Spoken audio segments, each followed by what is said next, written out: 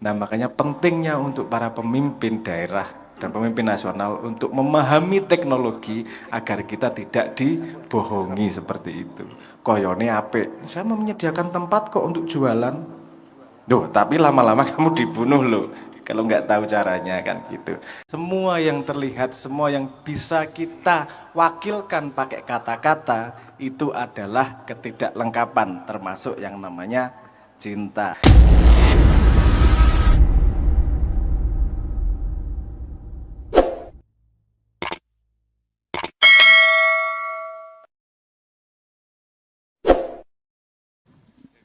Nah, ini mungkin saya tadi ada tema yang menarik perlu dijelaskan. Tadi itu sebuah kalimat yang luar biasa implikasinya ketika ada kalimat yang berkata bahwa ibu-ibu adalah tiang negara.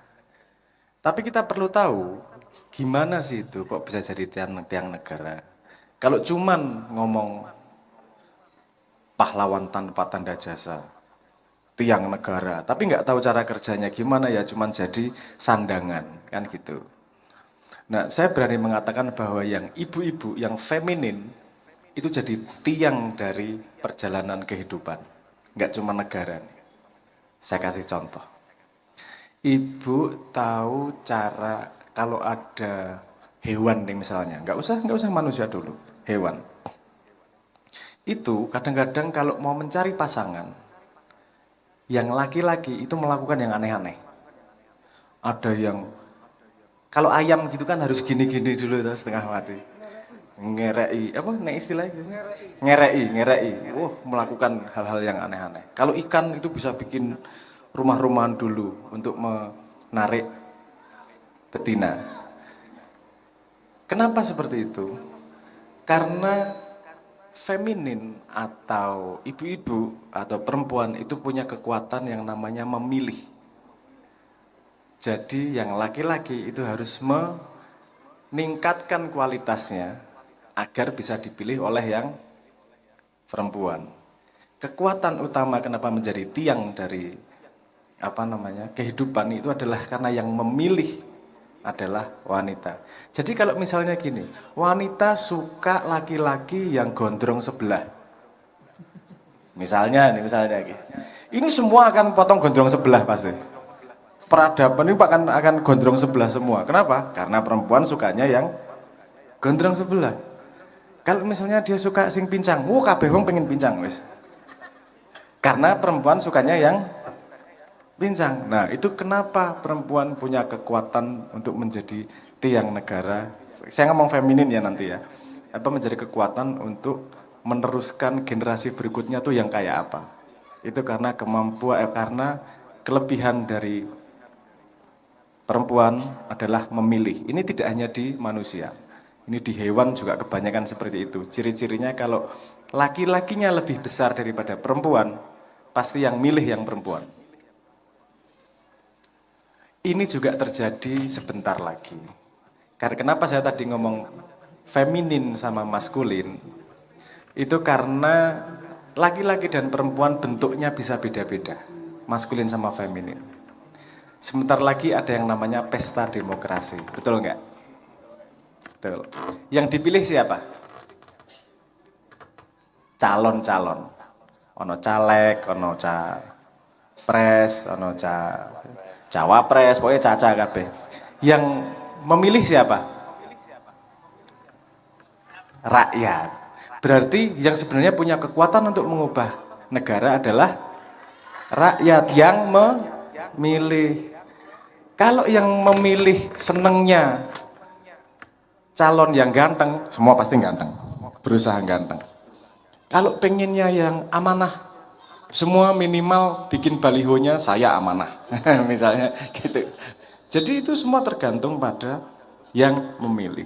Disitulah letak kekuatan feminin, disitulah letak kekuatan pemilih. Karena sekuat apapun orang, pasti butuh orang yang memilih. Begitu juga dengan ekonomi, Bu. Sehebat-hebatnya politisi, sehebat-hebatnya perusahaan, itu pasti masih kalah sama yang namanya pemilih. Kalau politisi butuh konstituen, kalau perusahaan jualan butuh konsumen. Betul nggak? Yang memilih siapa? Konsumen. Kalau misalnya ibu-ibu tidak mau beli makanan yang tidak sehat, nggak lama, kasih sebulan bangkrut tuh pasti. Semua orang akan berusaha bikin makanan sehat. Kita semua senegara jadi ikut mendapatkan manfaatnya. Hanya duit 1.000 aja bedanya. Oh ini lebih mahal 1.000 tapi sehat. Kalau semua melakukan itu, pasti perusahaan akan mengikuti yang memilih. Kalau memilihnya hanya karena serangan fajar 100.000, wah semua orang rebutan ngasih serangan fajar pasti. Kan gitu jadinya. Paham ya? Ini maksudnya kekuatan dari ibu-ibu menjadi tiang negara itu sangat benar dan tidak hanya di manusia. Bahkan di hewan pun yang menentukan siapa anak berikutnya, generasi berikutnya kualitasnya seperti apa adalah perempuan atau ibu-ibu atau yang memilih intinya gitu. Nah sekarang pertanyaan saya, ibu-ibu lebih suka ngobrol sama anaknya, memilih ngobrol sama anaknya atau memilih nonton TikTok?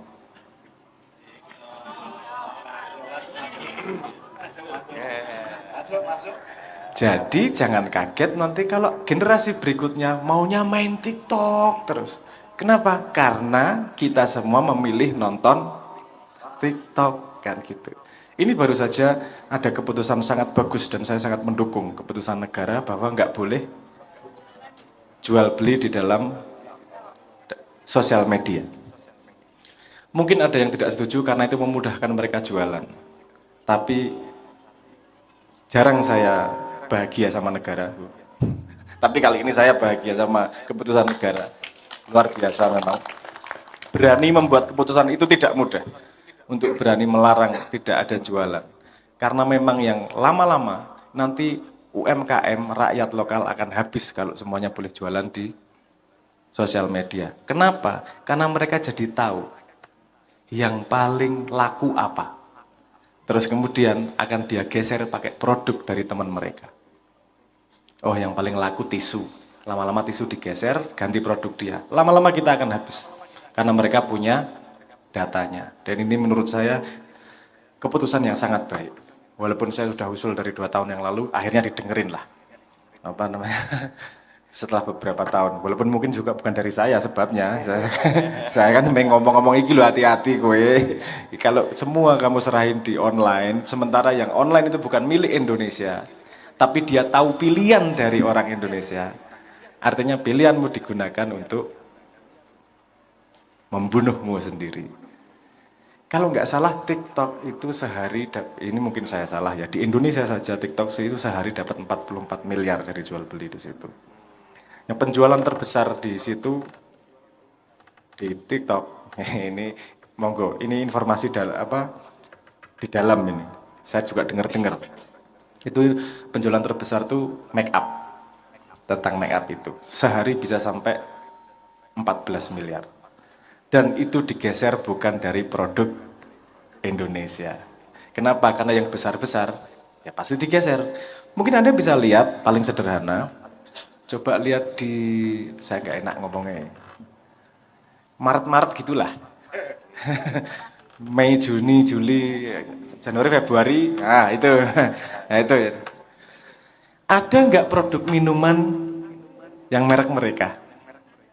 Lama-lama tisu merek mereka, lama-lama kacang merek mereka.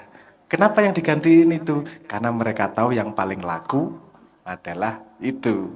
Nah makanya pentingnya untuk para pemimpin daerah dan pemimpin nasional untuk memahami teknologi agar kita tidak dibohongi seperti itu. Koyone ape, saya mau menyediakan tempat kok untuk jualan. Duh, tapi lama-lama kamu dibunuh loh kalau nggak tahu caranya kan gitu. Nah tapi saya kembali lagi bahwa itu kekuatan dari yang memilih. Sederhana, kalau Anda mau menguatkan negara, mau menguatkan daerah, beli dari tetanggamu. Itu sangat sederhana. Kenapa? Karena nanti duitnya muter di situ aja.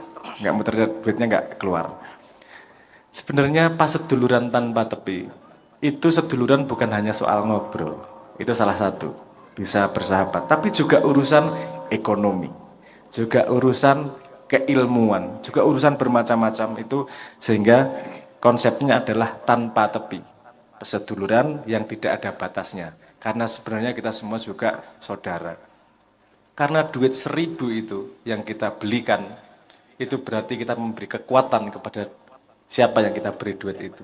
Daripada memberi kekuatan kepada orang yang tidak kita kenal, misalnya ya, Anda membeli ayam goreng di sebuah gerai besar internasional yang saya tidak perlu menyebut namanya McD atau KFC. Sorry. Oh. Loh, nggak apa-apa. Tapi Anda tahu nggak duitnya itu larinya kemana? Apa balik lagi ke daerahmu atau enggak? Kira-kira. Akan beda cerita kalau kita beli kepada tetangga yang memang kita tahu hidupnya di sini. Duitnya itu akan balik lagi ke komunitas sehingga menguatkan komunitas. Itu yang disebut sebagai closed loop ekonomi. Dan itu implementasi dari paseduluran yang tidak hanya ngobrol, tapi juga menguatkan secara ekonomi. Di mana kekuatannya, di mana titik perubahannya pada yang milih beli, pada yang milih menjual kepada saudaranya. Nah ini tetap benar, majunya sebuah bangsa ada di tangan ibu-ibu. Karena yang di rumah yang dibeli, itu yang memutuskan membeli siapa? Ibu-ibu. Nek bapak ki yo sebenarnya kepada bapak-bapak itu saya empatinya besar. Karena dhuwur toh, maksudnya kamu kepala rumah tangga. Itu kenapa dikasih nama kepala rumah tangga gede ke atine? Karena sebenarnya di rumah ya merengut sidik ya Allah. Atine sak klenteng dadian. Wes semua jenderal di dunia kalah sama jenderal dapur. Wes. Nah, jenderal dapur merengut selesai. Wes. Ibu pernah WA bapak sudah centang biru nggak dibalas? Iya, kira-kira piye? Ngamuk. Iku nek wis ngerti, aduh setengah jam rong tak bales, mate. Uripe ra tenang bapak-bapak iki. Mbok gagahe Kapolres iki. Tetep ada piye ya balik iki ada. Bener-bener tiang negara. Dan kayak tanya semua bapak-bapak, ketika ibu di rumah stabil, ketika ibu di rumah murah senyum, bapaknya akan mengerjakan semua pekerjaannya jauh lebih baik. Karena fondasi dari bapak adalah ibu yang di rumah. Negara itu seperti hutan, terdiri dari banyak pohon. Apa sih pohon? Pohon adalah keluarga-keluarga. Pohon adalah orang-orangnya. Jadi nggak mungkin ada yang namanya hutan sehat kalau pohonnya tidak sehat. Nah makanya ibu-ibu di sini gandengan satu sama lain dalam paseduluran, membagi ilmu satu sama lain, membagi kekuatan dalam tanda petik kekuatan ekonomi satu sama lain, dan menjadi sandaran hati satu sama lainnya. Sehingga kita bisa menjadi paseduluran di setiap saat, di setiap waktu, di setiap tempat bisa dirindukan, sehingga bisa hadir dalam ruang kerinduan. Ngaten dulu gitu. Sip. Bu, ojo kedus. Lek sampai nyocot ae bapakne arek-arek wegah nyambut gawe. Rungokno. Makanya ayu rumah tanggane awake dhewe ki tentrem, ayem, seken, sakinah, mawaddah warahmah, cek metu cahayane. Lah ngoten nggih. Cek metu nure. Anjene penak ki ageng wali ki anjene penak. Sik. Iki critakno. Hakikine cinta sejati ku critakno arek nom-nom kan kadang-kadang putus nyambung, kadang-kadang lemot barang lho. Kadang-kadang ngelek barang lah. Critakno Gus, yo po sebenarnya cinta ambek cinta hakiki ku. Arek-arek padha ngenteni ku lho. Ngeler rek. Iki aku cerita sing tenanan apa sing cinta-cintaan wae? Bu, oke. Ibu, sebelum saya ngomong cinta, saya pengen cerita yang nanti bisa dipakai buat ngomong tentang cinta. Saya dulu pernah ngomong bahwa bukan rindu yang datang dari cinta, Tapi semua cinta yang kau rasakan di dunia datang dari kerinduan kepada yang maha. Kok bisa? Pertanyaannya saya kemarin baru ditanyain itu, kok bisa? Nah ini ada ceritanya gini. Ibu tahu Mejiku Hibiniu nggak? Ya. Semua warna kalau dijadiin satu warnanya apa? Pelangi kan pisah-pisah, merah, Mejiku Hibiniu itu kan kalau pisah-pisah. Kalau jadi satu putih. Transparan justru nggak kelihatan ya. Di mana-mana yang lengkap itu justru nggak kelihatan.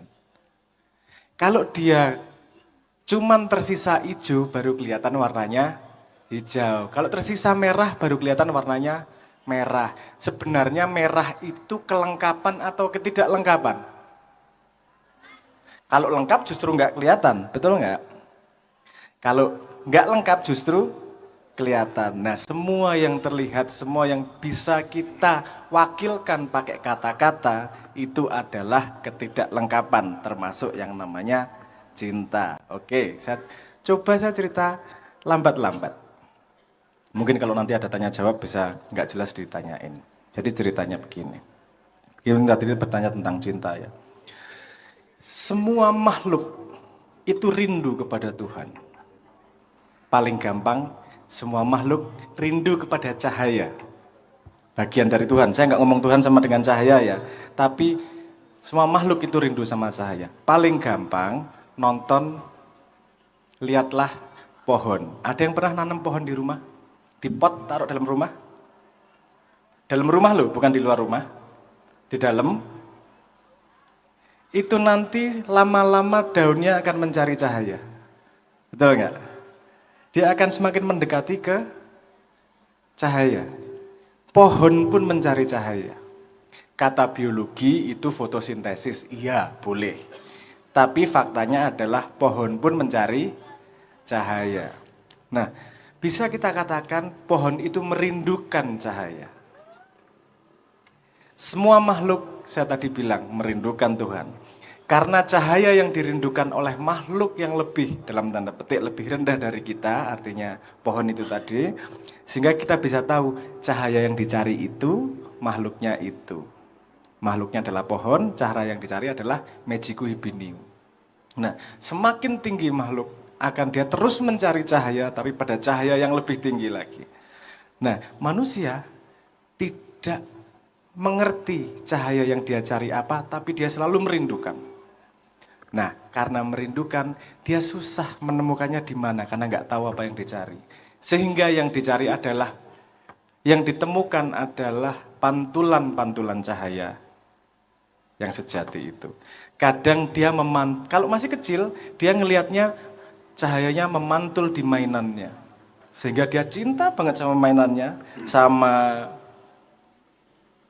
selimutnya, sama bonekanya, dipegangin, kalau diambil nangis marah nggak keruan. Karena dia melihat cahayanya yang dipantulkan oleh Sang Maha, melihatnya di mainannya tersebut. Nanti gede sedikit. Tapi kita nyebutnya anak kecil nggak cinta, seneng. Anak kecil itu seneng sama mainan. Oke. Nanti sudah remaja sedikit baru disebut cinta. Si A cinta sama B, padahal dia sedang merindukan cahaya yang sejati, cuman baru bisa melihat pantulannya dari lawan jenis. Itu belum cinta ke orang lain. Itu masih cinta sama dirinya sendiri. Cuman lewat orang lain. Buktinya, tanya temen yang sudah ditolak 16 kali. Cinta, ditolak, nggak cinta lagi. Dia nggak mau kok. Betul nggak? Beda ketika cintanya lebih naik lagi. Ketika cinta kepada anaknya, anaknya nguyuin dasmu tetap cinta nggak? Tetap cinta, nggak dipecat jadi anak, betul nggak? Mau belingin ngoyong apa tetap cinta, betul? Cintanya semakin benar-benar cinta kepada orang lain. Dia belajar cahaya yang lebih tinggi lagi, yang lebih luas lagi. Sampai nanti pada posisi dia bisa melihat cahaya, pantulan cahaya ilahi dari apapun yang dia temui. Sehingga dia tidak bisa tidak mencintai apapun. Jadi pemahaman cinta yang kita rasakan manusia bertingkat datang dari kerinduan kepada yang maha itu. Yang sejati yang mana? Semua sejati, tinggal kita langkahnya sampai mana nih memahami cinta. Iya, Nah, betul. karena wis koyo nabi, wis koyo wali, iku melihat semua udah dicintai. Wis ora tega ndelok apa-apa. Seperti kalau misalnya gini, Ibu. Kalau Anda masih cinta sama diri sendiri, kakinya sakit disembuhkan enggak? Luka gitu dibersihin. Enggak perlu pakai ayat. Enggak perlu pakai perintah agama. Dalil. Enggak perlu. Kenapa? Karena dirinya sendiri. Saya tanya, kalau anaknya lagi luka, disembuhin langsung enggak? Cariin obat merah dibersihin. Iya. Perlu pakai ayat, dalil? Kenapa? Karena cintanya sudah sampai ke anaknya. Kalau tetanggamu sakit, Mikir. mikir. Sedekah we masih harus dikasih iming-iming surga. Apa Masih meneh, kasih iming-iming pahala. Kenapa? Wonge Karena golek nyatru tambah ora katene nulung. iya malah ono ae malah nyatru gitu ya. Imajinasinya yang luar biasa. Nggih. Tapi tadi cerita tentang cinta Oke. seperti itu. Jadi cinta bertingkat terus. Ini kalau sudah umur segini, umur sudah dewasa, sudah anaknya sudah mulai dewasa, cintanya mungkin pada kumpul sama teman-teman pengajian. Iku sing apik. Engko ono sing cinta kumpul karo teman-teman gaple. Iku ya ono. Ono. Tambah asik. Ono, tapi dia pengen mengekspresikan cinta yang lebih daripada tingkat ke anaknya. Dia pengen akunya ke situ. Nah, pemimpin, ya ngomong 2024 lagi. Oke. Pemimpin itu yang tidak merasa sakit kalau rakyatnya sakit. Karena seharusnya dirinya bukanlah dirinya, tapi dirinya adalah semua rakyatnya. Jadi nggak perlu mau nyombongkan diri, aku ki penolong rakyat. Nggak perlu, iku koyok sikilmu, iku tidak menolong sikil, wong sikilmu dewe, karena itu dirimu sendiri. Pemimpin yang baik adalah bisa merasakan semua sakitnya rakyat. Bahkan Islam juga. Cocok. Sepemahaman saya, mohon saya dibenarkan Mbak ya kalau saya salah. Islam juga mengajak gini, satu umat itu yang kalau saudaramu sakit, kamu juga ngerasa sakit. Kalau saudaramu dihina, kamu juga merasa terhina. Itu karena satu, jadi satu cintanya itu tadi. Nah, cinta yang sejati adalah ketika dirinya adalah jagat raya itu sendiri. Tepuk tangan.